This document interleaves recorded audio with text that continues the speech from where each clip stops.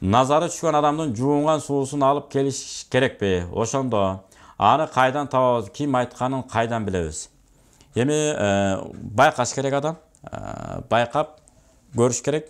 Эгерде кимдерге барып жолуккан болсо, ошол эсиңизге келсе, ошол адам билинип калат өзү деле. Өтө назар ач адамдан болот дейт. Чынында эми көпчүлүктүн арасында билинбей да калышы мүмкүн.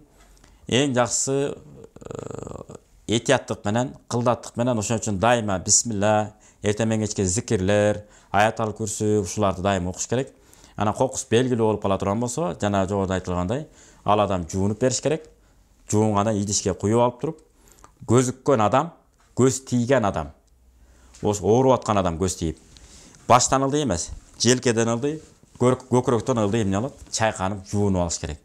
Кудайдын буйругу менен иншалла көз эмне болот, көздөн сакаят иншалла. Бул боюнча Абдурахман ибн Ауф радыйаллаху анхулардын да окуялары бар.